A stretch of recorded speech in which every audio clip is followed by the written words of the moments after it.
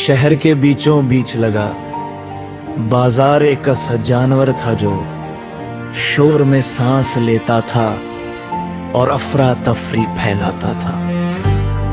हर जगह स्टील के बर्तनों की खटखट, बिक्री के लिए रखे ताजे आमों की तेज लयबद्ध आवाज और तलते हुए समोसे और कुचले हुए गेंदे की भारी तेज खुशबू थी।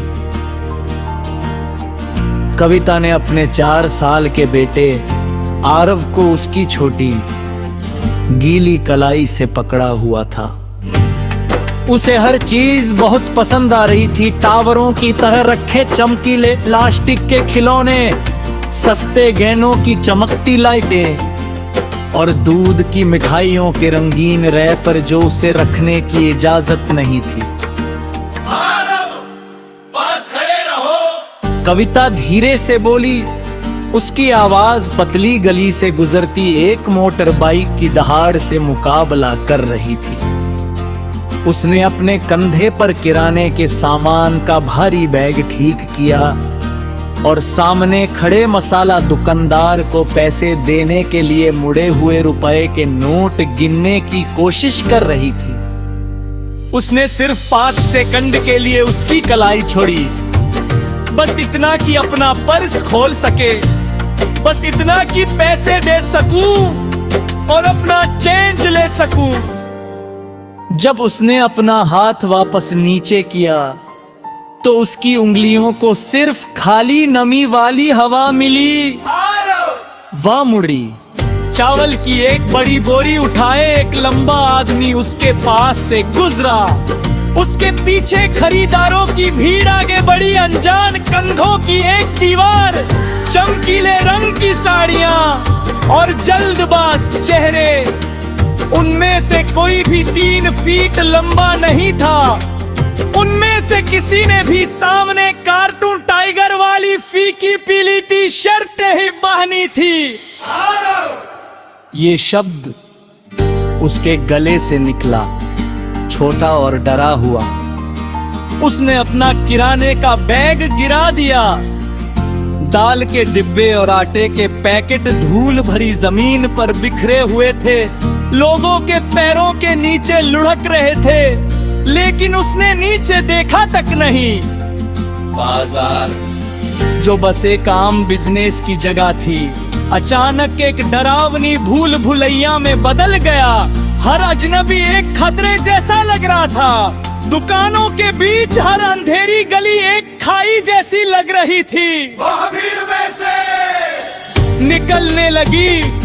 उसका दिल इतनी जोर से धड़क रहा था कि ऐसा लग रहा था जैसे कोई चीज हो गई हो।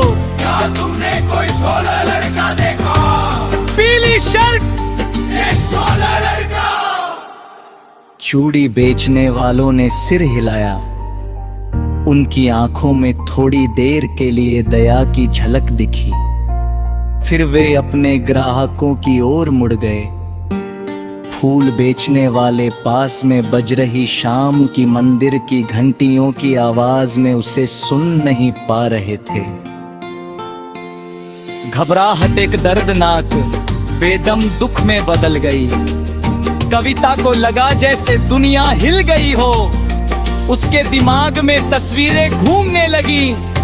घर पर टेबल पर उसका आधा खाया हुआ नाश्ता, जब वह उसके पैरों में गुदगुदी करती थी तो वो कैसे हंसता था।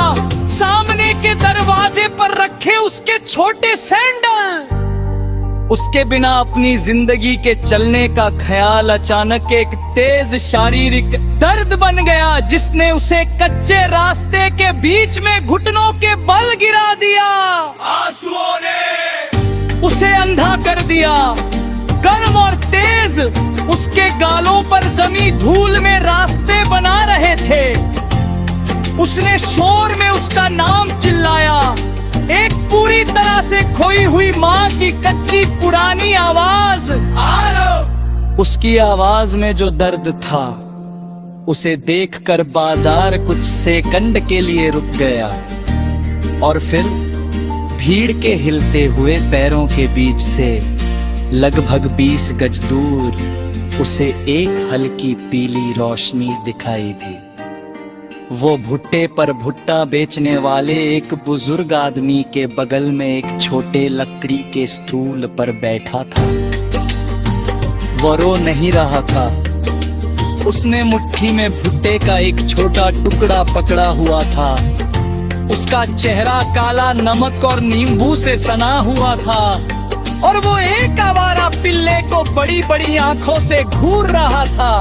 कविता भागी नहीं। वो झपकी वो भीड़ में तेज हवा की तरह बह गई, स्टूल के पास जमीन पर गिर गई और आरव को इतनी जोर से अपनी बाहों में खींच लिया कि दोनों की सांसें रुक गईं।